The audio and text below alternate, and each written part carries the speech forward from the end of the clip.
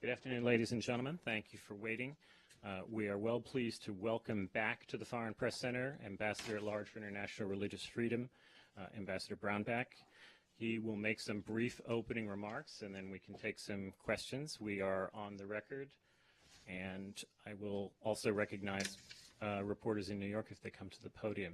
With that, let me turn it over to Ambassador Brownback. Thank you very much. Thank you for joining me here today. There was two things I want to talk about. One very significant event that happened this week in United Arab Emirates, where you had the first papal visit ever to a Gulf country in the history of the world. I cite to that because we've been working a great deal, particularly with UAE, but with a number of countries around the world to push this sort of not just tolerance, but respect for religions of various types in all places around the world. As you know, the United States stands strongly for religious freedoms. We believe that you have the right as an individual to practice your faith wherever you are, whoever you are, however you choose to practice that, and whatever you choose to believe, and that this is your inherent God-given right, and it's your dignity that you have as an individual. This then falls upon governments to enforce this right and to see that people can practice it. And it also is incumbent upon governments to be able to showcase a sort of not just tolerance, but respect and care for one another's faith. I love a quote that I attribute to Mother Teresa that she said many years ago, that she loved all faiths because it was the search for God. She was in love with her own. And it's that sense of being able to allow somebody to practice whatever they see fit, and that this was honored and respected on the Arab Peninsula this week by the government of UAE, and that there was an outdoor mass that took place. This should be noted. It should be congratulated. It should be recognized around the world of a major move forward by a diverse nation for as far as the number of different people that live in various ethnicities and religions that live in United Arab Emirates, and I was just very pleased to see this. I do believe we're starting to see kind of the first chapters globally starting of a nonviolence effort back and forth between faiths, particularly the Abrahamic faiths, where there's a growing sense that we're in this together. We need to figure out how to work together.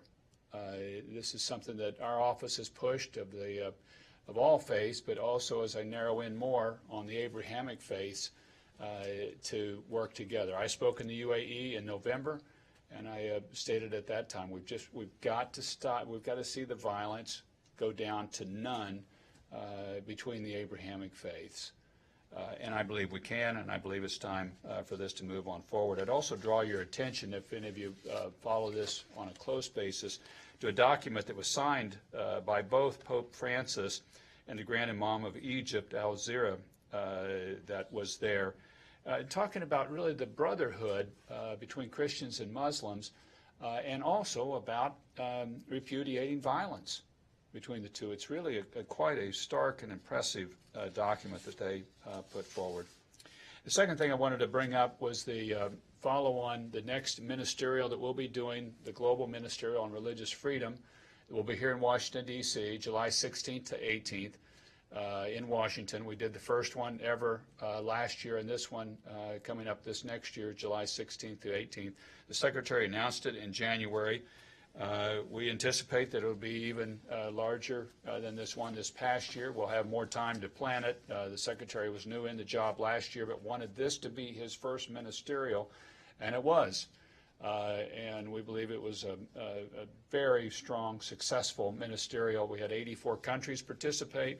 We had over 400 individuals from civil society and religious groups that participated, put forward the Potomac Declaration, and had nearly 20 victims of religious persecution that spoke at the event. One of them, one of his family members spoke this last year, was at the event I was at this morning, Andrew Brunson, who was a religious prisoner in Turkey for 2 years and has recently been released. His daughter spoke at the event this past year and was lamenting how her father wasn't going to be able to be at her wedding ceremony, and because he was locked up in prison, they went ahead with a civil wedding ceremony, but the actual wedding, I don't know if I want to call it public or, well, it's really the religious wedding is going to take place this weekend, and he was there, and the President Trump was asking if he was invited to it or not, and then, of course, Mr. Brunson said, yes, you are invited. I doubt the President will attend, but it was a little interesting vignette that took place that at our ministerial last year, he was obviously one of the key people that had been in prison. That ministerial then has launched a series of regional ministerials. We'll do the first one of those in the UAE again in February, later this month, and then one in Taiwan, in Taipei, will take place in the middle of March of a regional summit looking at issues of religious freedom. The one in Taipei is focused on civil society groups, and it's titled A Civil Society Dialogue on Securing Religious Freedom in the Indo-Pacific Region, and that'll be taking place March 11th and 12th in Taipei. So these are things that we're doing to push very aggressively and strongly on the issues of religious freedom. We're going to continue to do that. We also wanted to celebrate this really milestone event that took place this week with the Pope in the Arab Peninsula. With that, I'd be happy to try to take any questions that people might have. Thank you very much, Ambassador. So we'll follow our normal procedure. If you'd like to be recognized, please raise your hand. Please wait for the microphone. Please, by the way, come up to the front if you want to participate in the Q&A so that we can see you better. And please give your name and outlet when you ask your question. Okay. You first and you second. Can you come forward, please, sir? Please. Microphone, please. Rima Abu Hamdiya with Al Arabi TV. You spoke highly of the Pope's visit to United Arab Emirates, but many would say this may not have the impact that you wish it would on religious freedom in the Arab world, but particularly in United Arab Emirates, in Saudi Arabia. What do you say to that? I say we celebrate this amazing thing that happened this week, and we congratulate people. And no, there are still difficulties on religious freedom issues, but you can't but declare this a major event that happened this week, an open-air mass in the Arab Peninsula by the head of the Catholic Church, the Pope there, who has never been there before to do something like this in the history of the world. You can't do anything but celebrate that and build on it. Is the other piece of it. And I salute the leadership. The Crown Prince, when I was there in November, they had told me they'd just heard that this was going to take place. They had sought it, and it was happening. They're obviously very excited about the prospect of this and the presentation that this is of the world. And by the way, I want to point out something too. United Arab Emirates has done an excellent job of growing their economy. And they recognize you need to be able to have a diverse population there, including a diverse religious population, and they have to be safe to practice their faith in order to attract the people to be able to be there. So they know that this religious liberty and guaranteeing that practice is something that's key to growing an economy, which we've been saying. It's also key to security as well. But I applaud it, and there may be people that look questioning at it or have further questions, and please keep asking the questions. But you just have to celebrate what happened this week. So we'll go here and then to our colleague in New York. Ambassador Brownback, my question is, my name is Rafiq from CBC TV. My question is about Chinese Uyghurs. I wonder what U.S. position is about these Chinese Uyghurs, and do you support any programs to bring these persecuted people to United States with support of your NATO allies? And my second question is that knowing that there are other minorities in the world, is any quota for increase of quota of persecuted people to come to get an asylum or whatever refugee programs? Thank you so much. About an increase in the quota. Is that what the second piece is? Okay. Well, first is, I've spoken out aggressively, and we did at this ministerial last year, about the declining and the situation in China of religious freedom. It's gotten worse, not better. We've seen religious persecution of virtually every faith in China. We're certainly seeing it of the Uyghurs and the detention that in some of the public accounts are as many as 1 million people in detention facilities. We're seeing a number of churches be destroyed, pulled down, closed. The Falun Gong for years have been just completely attacked there. And the Tibetan Buddhists have had a terrible situation on them for decades towards their faith and the ability to be able to practice their faith. This is what is happening in China, and it's gotten worse, not better. The Uyghur situation, I think, is a deplorable situation. Now, for as far as the situation of whether or not we're going to increase quotas, the United States takes a number of asylees into the United States, and I don't know of any movement to increase or decrease quotas. There's no movement really either way on that. We take a number of asylees, and we'll continue to do that. They're processed on individual basis. Refugee numbers have to have a funding stream from Congress, and then the administration has had a grid to be able to try to investigate and make sure that people that come here are not bent on destruction of this nation at all. And so those reviews are constantly taking place, but I don't know of any change in quotas being discussed. We'll go to New York, please. Hi there, James Reinl with Middle East Eye, and thanks so much for the briefing, Ambassador. I wanted to push you a little bit further on the topic you chose to talk about, which is the Pope's visit to the UAE.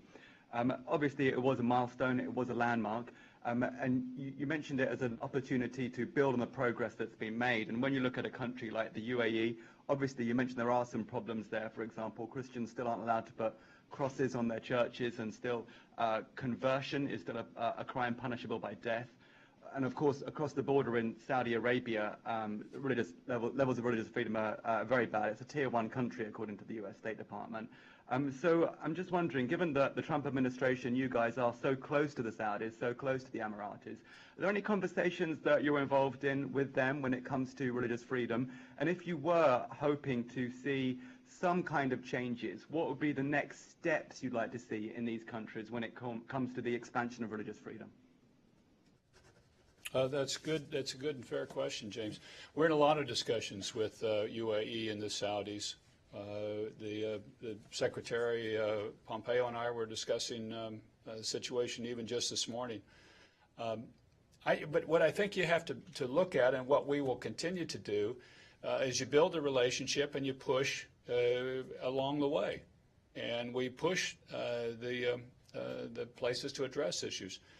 One of the key ones we've been talking about a great deal over some period of time and continue to, but we hope to see some near-term solid progress on, is textbooks and making sure that various faiths in the region, the textbook presentation of that faith is not something that maligns the faith, that it's something that puts a fair presentation of it or leaves the issue alone altogether. That's something that we're having very substantive discussions, and we hope to have some solid presentations on that taking place even this month with some of the countries in that region. There's been an issue we've worked on and talked about for decades, honestly. When I was in the Senate, we talked about these textbook issues and have had sometimes progress, and then it falls back, it seems like. What I like about what's taking place now is we are seeing progress, but you don't stop at it, you keep pushing on forward. And that would be, that's one that we really hope to see some solid movement on a near-term basis. And this is the way we're going to keep moving the relationship. We're going to keep the relationship. We're going to try to keep the relationship strong. There are problems. There are difficulties. But then we want to say, okay, here's our next marker that we're pulling towards to try to address some of these in a specific and step-by-step fashion. Thank you, sir. Hello, Petros Kasfikis from the Athens News Agency. The Ecumenical Patriarch of Constantinople has taken a bold step to defend Western values of religious freedom by granting autocephaly to the Ukrainian Church. This has put him in a particularly vulnerable position between the Russian and Turkish pressure. My question is, how do you plan to support the religious freedom rights of the leader of the Orthodox Church? And do you plan to put any pressure to Turkey for allowing the theological school of Halki to reopen its gates? Give me that last part of your question again, would you? If you will put any pressure to Turkey to allow the theological school of Halki to reopen its gates that it has been shut down for so many years. One of my, well, actually my first overseas trip in this job, I went to Turkey, and one of it was, part of it was to go to Andrew Brunson's trial, but another part was to see the ecumenical patriarch, which I did and visited with, and it wasn't the first time. I'd been there previously in another capacity, but I was there and talking with him, and even that day, he was taking a call from the Russian Orthodox Church to discuss this issue, and it was a very lively issue, as it has been a lively issue. This is back in, I think, May of last year that we were meeting. I was pleased to see his action. If that's the action that they choose, we believe it should be honored. I was in the Ukraine last year late, meeting with the religious and governmental officials and saying the United States position is you should be free to choose whatever organizational structure you choose on a church or religious body, and once you choose that, we support it. Well, this was the position of what the Ukrainian people and through their government and the church had chosen, and was supported by the ecumenical patriarch, and so we are supportive of that because it's their choice to make in our estimation. We will stand with them. We will be supportive in any capacity that we can. We recognize there are other pressures and there are other steps, or they're not other steps, there are other pressure points that people may try to bear. And we'll be standing for people to make this as a free decision. They should be free to organize in their own faith the way they see fit, and we'll be supportive of that. We support the reopening of this school, and we have for some period of time. I can't report to you that there's progress being made on getting that done at the present time, but we do support that school being opened and continue to support it. Thank you. We'll go to New York, please. Thank you very much. Good afternoon. My name is Prudence Arobani from News Agency of Nigeria. You were in Nigeria a few months ago, and you met with Nigerian officials and also the religious leaders. I want to know what were the issues you discussed, and what were the commitment that you extracted from the Nigerian government and the religious leaders towards advancing religious freedom in Nigeria. And second, the Nigerian general election will be coming next week, and there has been heightened tension in the build-up to the election. The U.S. government has warned against violence. What role do you think religion will play in next week's election, and what advice do you have for the political leaders and the religious leaders and also the government? Thank you. Thank you. Yes, I was in Nigeria last year for several days, traveling particularly in the Middle Belt, but also in the south of Nigeria. I tracked the situation very closely. The United States government is strongly concerned that there be free and fair elections and that there be safe elections, that the factions vote but not attack each other. And that the government itself that's in power now do everything they can to protect the people to make sure that they're safe. When the president of Nigeria came here to the United States and met with President Trump, one of President Trump's comments at the press conference afterwards was, you need to protect your own people. You need to protect, particularly the Christians were getting killed, and he said you need to stand up and protect them. That's the role of any government, is to do that. And so our focus is that there be free and fair elections and that they be safe, and that every effort be made to make sure that people are safe in these elections as they come up. I want to point out one other thing that we've been working on in Nigeria that I'm hopeful of on a longer-term basis. Hopefully it can be useful near-term, but particularly on a longer-term basis. We've worked to establish a religious roundtable in Nigeria. We have a religious freedom roundtable here, and we're taking that concept on a global basis and asking all different faiths or people of no faith at all but that are interested in religious freedom to join these religious freedom roundtables to push for religious freedom and respect for all faiths in those countries. The first one of those has been held in Nigeria now. And it brought together people of various faith persuasions and free thinkers as well. And it was on the topic of what can we all do to push together for religious freedom, for respect of each other's religion, and for the safety and security of the people that practice their faith. That's gotten started. It's just getting going. But it's our hope that some of these can take place in many places around the world because of the need, really, to expand religious freedom and the protection for all people of faith wherever they are. Thank you. We'll take one here, please. Hi, Javier from FNU Services. During his last trip, Pope Francis to the Middle East also spoke for the first time in history about sexual abuse inside the Catholic Church, and he spoke about that just in the Middle East. I would like to know, how do you value or you consider that a step given by the Catholic Church in this issue? It's not something that we've been making comments about out of the Religious Freedom Office. Now, I'm a practicing man of faith, and I practice the Catholic faith. And I think everybody is deeply disturbed by the sex abuse cases that have taken place and what has happened over decades here. And I believe everybody wants to see the church get to the bottom of this. But it's not something that the office itself addresses. Thank you. We'll go to New York, and then we'll come back here. Arul Lewis from Indo-Asian News Service.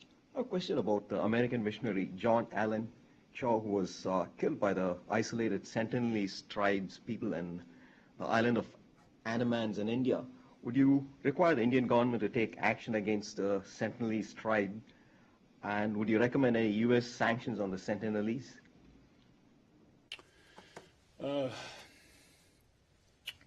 For people that I presume everybody knows about this particular case, but a gentleman went to contact a tribe on one of the islands off in the Indian Ocean off of India and was killed in the process. The United States government has not asked or pursued any sort of sanctions that the Indian government would do against the tribal people. In this case, that's not been something that we have requested or have put forward. In this, it's a tragic situation and a tragic case of what's happened, but that's not been something that's been asked. Thank you. We'll go here, please. Thank you very much, and thanks for Foreign Press Center for this good opportunity. Sir Ambassador, my question is, what is your opinion and your view, and what is differences between Iran and Kurdistan region about the minority situation, religion minority situation? Between Iran and the Kurdish region? Yes. Oh my gosh, night and day different. Well, I mean, if that's the Iran is a country of particular concern for us. It is one of the worst violators of religious freedom and one of the most persecuting environments in the world for religious minorities. If you're not in the dominant religion, you're persecuted, and sometimes in deadly ways. Kurdish region in northern Iraq, that's each region I'm going to speak about that I've been to, has been a protecting area of religious minorities. No place is perfect, but they have been a refuge for religious minorities for a number of communities, and I'm delighted that they've been that. I visited the region last July and was there and talked with the leadership and a number of the minority communities. And the Kurdish region there has been a refuge, which, by the way, this administration has done a great deal of work to rebuild the religious minority communities in northern Iraq, particularly the Yazidi and Christian communities that were decimated by the ISIS rule in that area. A number of their homes and their religious institutions have been rebuilt. Vice President has led this effort. It's been an effort from his heart. The AID, Mark Green, the administrator, and I were both on this trip in July. We're seeing there's private resources as well coming from other places. I just met with some of the Hungarian officials today. They're helping to fund the rebuilding of both Christian and Yazidi homes. And it's a new model because in the past, so many times whenever a minority community, a religious minority community was persecuted in the Middle East, we just kind of said, all right, everybody will immigrate somewhere. They'll go to Europe, United States, South America, Australia, but they'll go somewhere else. And so you see all the minority communities declining rapidly in the Middle East. This time we're saying, let's rebuild these areas and let's have people be able to go home to where they were run out of and see if really the populations can move back. One of the Catholic bishops I saw a month or so ago and said about 60% of their parishioners had moved back into the Nineveh Plains in certain areas, which is great news, that people are moving home. They still have safety and security issues, but that really is what we should aim at, I think, in a lot of these areas, is for the minority faith communities to be able to go home safely and be able to live in safety and security. Okay, we are entering a second round and we are coming up on time, so I will take the one in New York and then the one here, and then I think we'll be concluding. So please go ahead, New York. Thank you. Prudence Arobani again, News Agency of Nigeria. I did ask that Nigeria's election will be coming up next week, and there has been heightened tension. The U.S. government, the United Kingdom, and the European Union have all warned against violence. I want to ask what role do you think that religion will play in the election, and what advice do you have for the religious leaders, the political leaders, and also the Nigerian government?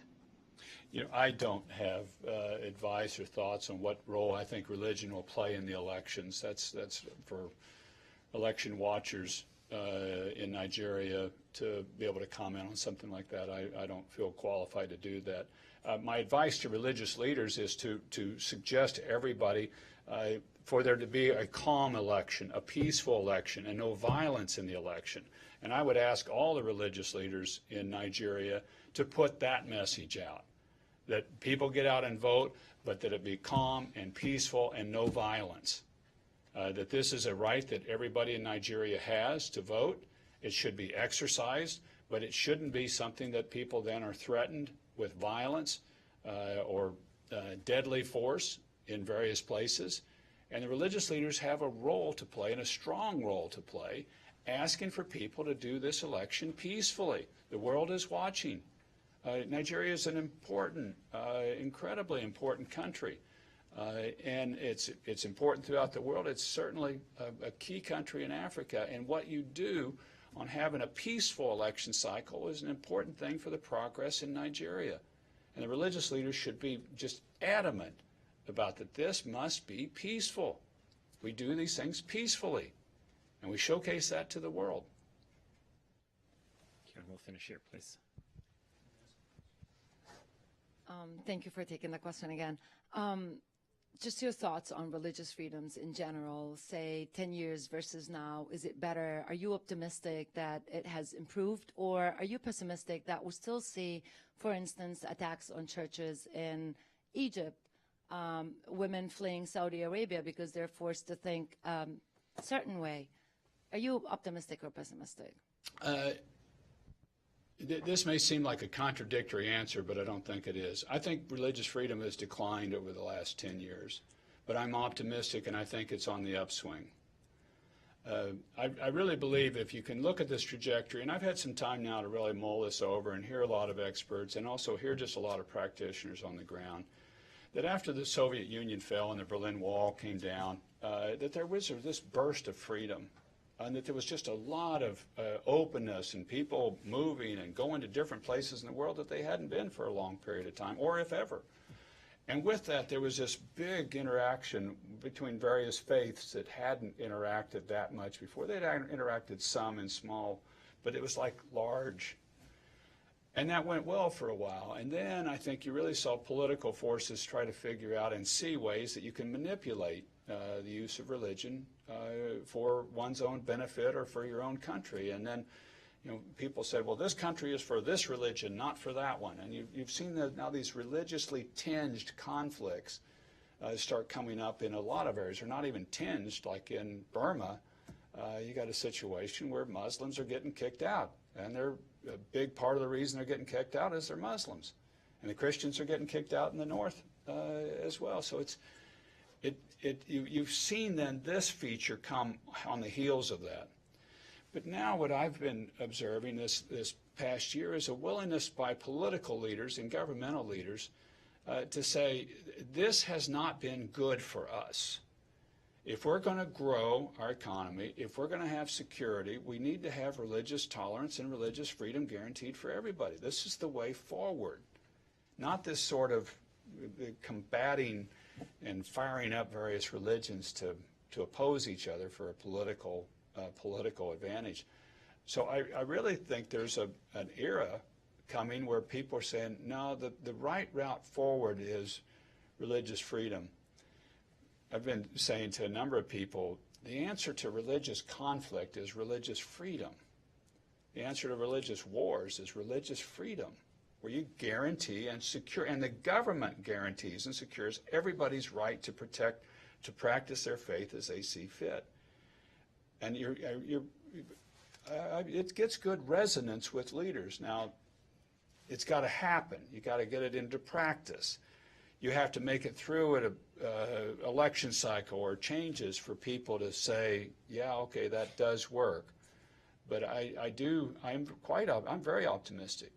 I think religious freedom, the gates of it are going to fly open around the world because you've had this kind of cycle. But I'm very optimistic. Thank you. I had called time, but Ambassador, if you do have a moment, this gentleman didn't get a question the first time. Can we take it? Yeah. Good afternoon, Father. So yesterday, President Trump said... Can you say your name and outlet, please? My name is Maan Habib. I work with the MBM Middle East Broadcasting Network. So yesterday, President Trump announced that we are going to defeat ISIS within a week in parts of Syria. So what's your plan with Iraq to fight ISIS? The ideology of ISIS partnering with the Iraqi government. Any plan for that?